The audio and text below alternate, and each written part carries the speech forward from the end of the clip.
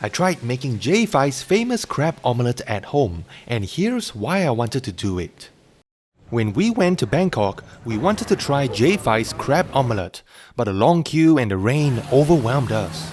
It's so crowded and noisy over here, and yeah, the crowd is just consistently and persistently here. I'm feeling very sad and disappointed not able to eat it, but I guess maybe next time I'll see you again, Jay Fai.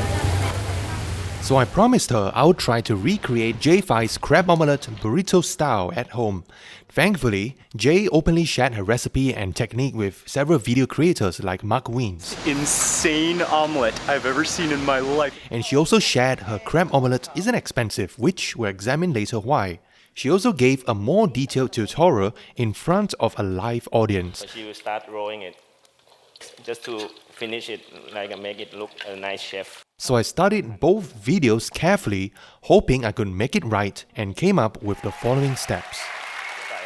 Firstly, the key ingredient is lump crab meat, and there are many different grades of crab meat and sizes. Generally, the bigger, the more expensive. And knowing Jay Fai uses high-end ingredients as one of her success factors as she shared on Netflix, she probably uses one of these high-grade crab meats from Thailand. And to make one omelette, she probably also uses half a can. So I think that's why she thinks that her crab omelette is not expensive. As this Thai brand is not available in Singapore, the biggest grade of crab meat I could get is this one by Signature Crab, which costs $64. I counted there's like 30 pieces in here. Interestingly, in her recipe, no salt or seasoning was used because I think Jay Fai wants to hero the crab meat's naturally sweet and briny juices. So the crab omelette is shaped by 2 beaten eggs in a cup for topping up the omelette later, and another bowl of 2 beaten eggs and a dash of flour. Jay Fai didn't say what type of flour or how much she used, but I see that she uses this silver spoon that looks like about of a tablespoon size. And I believe she used cornstarch for a crispy egg, as Leonard, one of the creators, also tried making it and used it, and it turned out looking like hers. So I mixed it in of about a tablespoon of cornstarch well and loaded the second bowl with lots of crab meat until it exceeds the egg level. Then I heat up about 2 liters of oil in a wok so that there's about 5 cm of depth. And we don't need any goggles here because we're not dealing with charcoal smoke, so just good ventilation will do. Then carefully pour in the egg first, followed by the crab.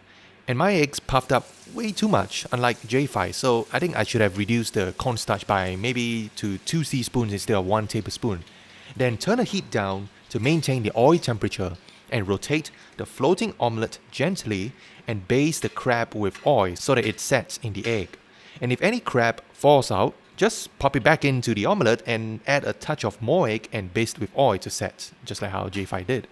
And when the omelette has firmed up, we're going to do the roll, which is the most difficult step, I find.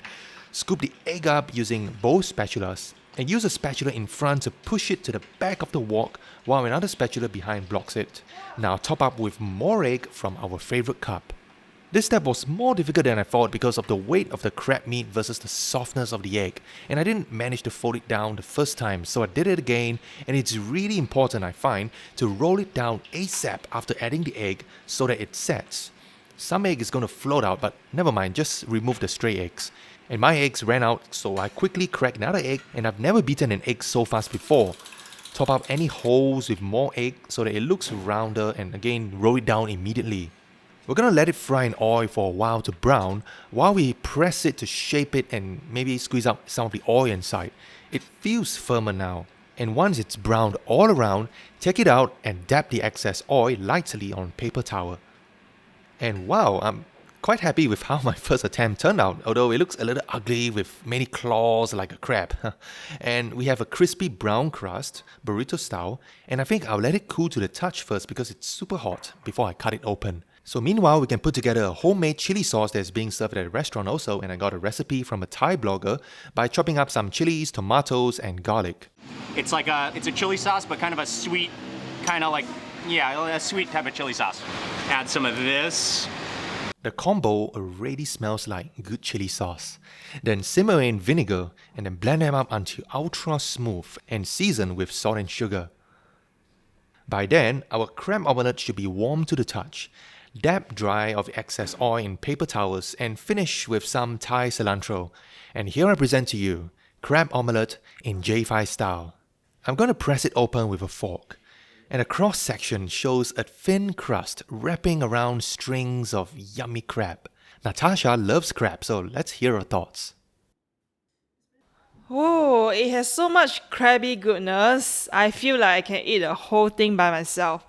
I think it could have more egg and less flour. I like the more eggy taste, and I felt like I just ate at Jay Fai. Like finally, like I can taste her creation.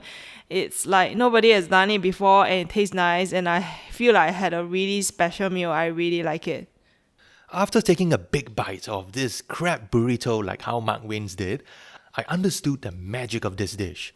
Really, this crab omelette tastes great on its own because it feels like I'm eating just one big, juicy, sweet crab drumstick without shells. And note that there is absolutely no salt or seasoning used in this omelette, so the natural, briny juices of the crab are really just there for your juicy pleasure. But with the chili sauce, it becomes this classic chili crab flavor that Singapore is known for.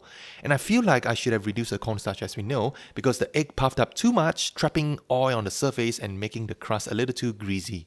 But inside really is not greasy at all. The cilantro is also not just for presentation, I found.